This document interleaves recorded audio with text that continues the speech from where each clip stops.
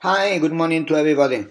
Uh, there are some of you that still have some problems with MySQL, with PHP MyAdmin, and all these installation problems and how to manage with the command line and so on. Let's see if we can have the bare basics in order to manage with all these things. SQL, like many things in programming, it's learned by doing, by uh, working with the tools that you have. So the easiest way to learn SQL is to practice and to do things with SQL, either with PHP MyAdmin or with MySQL. That's the easiest way. So let's try to see how this works. The first thing that you need to do is to start the MySQL database. You do that with the manager. The manager is in the XAMPP. Let's say that all of you have already installed XAMPP. You will need a password. And then once you need the password, you have the control panel, you go to manage servers, and then, well, everything is stopped. You have three kinds of services. The first one is the database. You need to start the database if you want to work with the database. The Apache is the one that provides you the interface with the PHP MyAdmin. You can work with command line without the Apache, but if you want to use PHP MyAdmin, that is a web app, you need Apache Server. Apache Server is the best well-known web manager for web pages that exist in the world. And then FTP. FTP is a tool to transfer files. You really don't need that, but the easiest way is to start them all and push this button and start everything and wait until everything is green. This application is a little bit different from the ones that we're used to. This application works in the background. And then the interfaces that you use, the PHP MyAdmin, the MySQL, all these interfaces are really doing nothing, just connecting to the database that works in the background, and that's all the job. And this is what we are starting. Once you do that, you minimize, you close it, it doesn't matter. And then now we can start with the database. And there are two interfaces. One is command line, or is menu based. In programming, we normally use command line. It's the fastest, easiest way to manage. You use normally the same commands. You are trained to use a language, any language that you want to use, Python, Java, whatever. And then normally we use the command line. However, there are certain things that are pretty uncommon. And, well, everybody's lazy and you don't want to learn all the commands that exist and so on. So a command-based menu that do things like change the name of a column of a table or all these kind of things, even create a table. Although creating tables is a very common thing and you normally know by heart the statement of creating tables. But even that, it's sometimes better to do in a web menu interface. So let's start with the command line. There are two ways. One is to use directly a terminal and create a symbol. If you don't know how to create a symbol, well, you can go to applications and then you go to the XAMPP menu that is created by default. When you start everything, you go to the bin where the programs are and then you select the MySQL. If you don't want to do all these steps, you just put the MySQL down in the menu bar and that will be it. Once you select the MySQL, you have this window that you are used and you have seen in class so many times. What are the commands, the most common commands that we have in this window? One is, well, we want to know all the databases that exist in MySQL. So one command is show databases. And here we have some. And then you can put the full path. Name of the database, name of the table. But that's too long. You normally want to use only the name of the table, not the whole thing. In order to save time and to be faster, one way is to situate yourself in a database. So all the comments that you put, if you don't say anything, will be the name of the database dot whatever you put. That saves a lot of time. To do that, we use. And then in this case, for example, DSI1. Remember the semicolon, and then we situate in this database. The second or the third command that we normally use is to see all the tables that exist. You do that with show tables.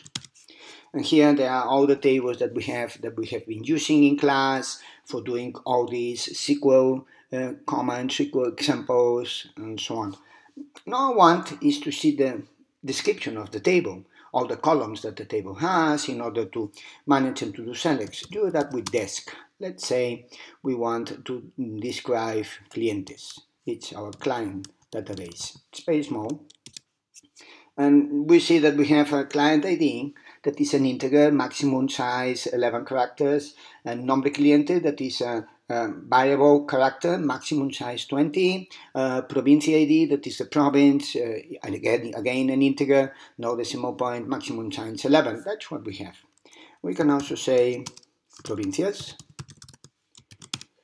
And here we have, this is what we have. So you can start playing. One way to start playing is, well, we select everything from clientes. There are not so many, very few. You can do the same thing with provincias. Not so many. And then, well, one thing that we can do is to select the name of the client plus the name of the province and join these two tables together. That will be select name of the client, it's nombre cliente, comma, nombre provincia, nombre provincia. From here we have two tables, clientes, comma, provincias. Then we need a condition for joint, where and then you can see that it's the same name, provincia ID, in two tables. So we have to put the prefix of the table. If not, SQL doesn't know which one are we talking about. So that will be clientes dot provincia ID. It has to be equal to provincias dot provincia ID.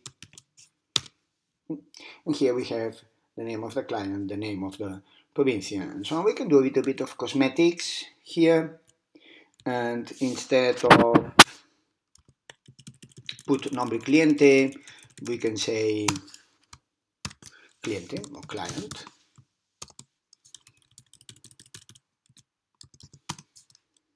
Instead of nombre provincia, we can say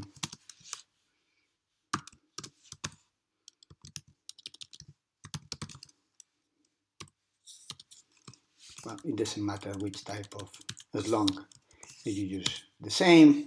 And here, well, you have a little bit more cosmetics that you can cut and paste, or you can print, or you can do anything that you want.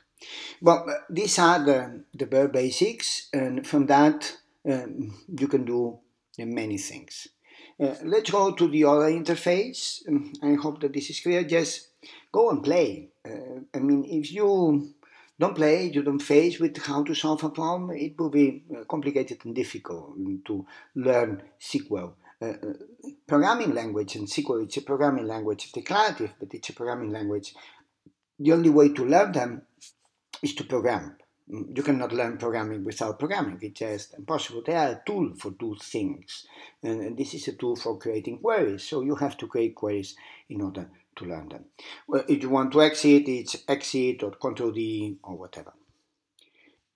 So the other interface, you have to open a new window. I use Chrome, but you can use any browser that you want.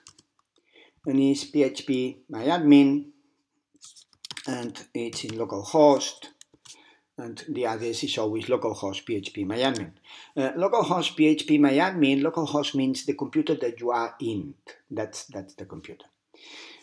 As you can see, it's menu-based, more or less the same thing. You can do exactly the same thing. You can go to SQL and then you can write your SQL query. Let's do it. Here we have our terminal, and then we can have that, we can copy. You have to situate yourself in a database, in this case in DS I want. That's the same thing as using the use command. It's exactly the same thing. You have to situate. When you do that, you put the common query and you say go, and you have exactly the same result. As you can see, it's equally faster, but probably you don't have this advantage of going up and down, correcting, and all these kind of things. However, for a few things, is probably more interested if you situate, for example, to the table books. You can look at the structure of the table. You can easily change the name. You can change the type. You can put them as a primary key or not, etc. You can do things. You can export the table. You can import the table. You can create things. You can do things easier, faster, particularly these ones that are not so common. Also, you can manage the privilege of the different users that you have. Here we have the local host. This is the one when you enter in MySQL and you don't put any user. This is the user that you are logging.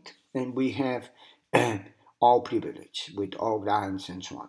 That's not normal. You normally don't do that. But as long as we are just doing things within our local database that doesn't contain any information of any kind, it's the easiest way. Normally you will have different levels of users with different levels of privilege and so on, but in order to practice that complicates life more than anything else. uh, my advice is that if you want to change the name of a column, or you want to do create maybe even create a new table and so on, so PHP MyAdmin is better. If you want to do queries, and queries are probably easier with MySQL. You have to have these two things in place in order to do all the exercises. So please, the few ones that still don't have these things in place and they don't feel comfortable managing these things, take a moment, see if the installation of XAMPP is correct, see if everything works, and they can go to MySQL, they can go to MyAdmin, PHP admin, do some queries on joins, get acquainted with the interface and so on. This is pretty basic in order to learn SQL. So thank you very much, and see you next week, and have a wonderful Sunday.